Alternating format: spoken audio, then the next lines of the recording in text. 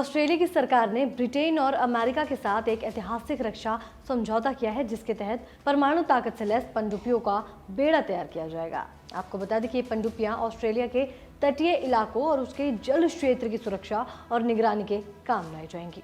जानकारी के मुताबिक परमाणु युग की शुरुआत के साथ ही 1940 के दशक में न्यूक्लियर पावर से चलने वाले समुद्री जहाजों पर रिसर्च का काम शुरू हो गया था, जिसके बाद से केवल 6 देशों के पास ही परमाणु ताकत से लैस पनडुब्बियों की ताकत है, और वो है चीन, फ्रांस, भारत, रूस, ब्रिटेन और अमेरिका। अब ऐसे में सवाल पूछा जा सकता है कि आखिर एक न्यूक्लियर सबमरीन में परमाणु ताकत का क्या इस्तेमाल होता है और इसका क्या मतलब है।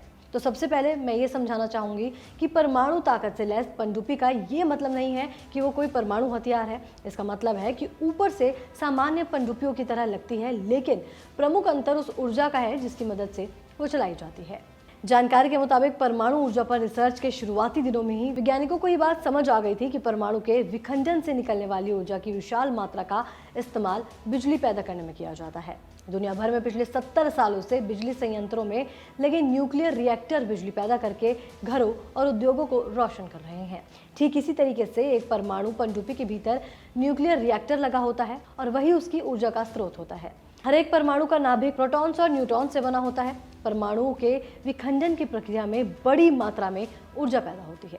परमाणु ऊर्जा से लैस पनडुब्बियों में ईंधन के लिए यूरेनियम का इस्तेमाल होता है। माना जाता है कि U-235 का इस्तेमाल हथियार बनाने या ऊर्जा के उत्पादन के लिए किया जाता है, लेकिन अयस्क में U-238 की मात्रा अधिक होती है और इस कारण U-235 को अलग करने के लिए खास तरह से सेंट्रीफ्यूज की जरूरत होती है। वहीं न्यूक्लियर रिएक्टर के काम करने के लिए यूरेनियम फ्यूल को शोधित करना होता है ताकि U-235 की मात्रा को वांछित स्तर पर लाया जा सके। आपको बता दें कि न्यूक्लियर रिएक्टर में श्रृंखलाबद्ध प्रतिक्रिया के लिए परमाणु ईंधन का संवर्धन काफी मायने रखता है, क्योंकि इसी से नियमित और सुरक्षित स्तर पर ऊर्जा का उत्पादन संभव हो पाता है। साथ ही रिएक्टर के पास यूरेनियम 235 पर न्यूट्रॉन्स की बमबारी की जाती है, जिससे परमाणु विखंडन की प्रक्रिया शुरू हो जाती है और नतीजा ये होता है कि न्यूट्रॉन्स रिलीज हो जाते हैं। तो चलिए अब बात करते हैं कि परमाणु ऊर्जा के फायदे और नुकसान क्या है।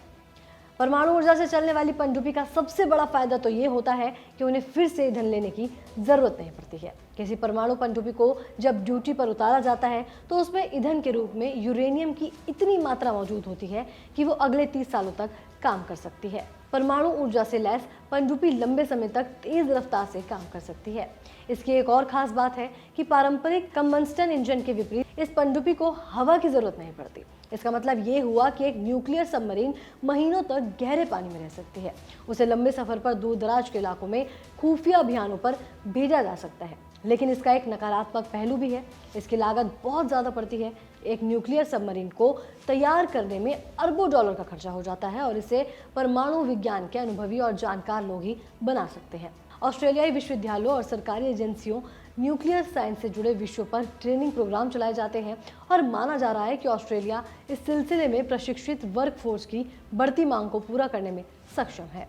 इसके अलावा उसे ब्रिटेन और अमेरिका से हुए समझौते के कारण उनके अनुभवों का भी फायदा मिलेगा। हालांकि अभी ये बात साफ नहीं हुई है कि ऑस्ट्रेलिया के लिए जो परमाणु पनडुब्बियां बनाई जाएंगी उसका ईंधन कहां से आएगा, लेकिन ऑस्ट्रेलिया के पास यूरेनियम के भंडार पहले से मौजूद है और उसके पास इसके संवर्धन की क्षमता नहीं है जिससे इन्हें न्यूक्लियर फ्यूल में बदला जा सकता है। लेकिन ये तकनीक दूसरे देशों में खरीदी जा सकती है।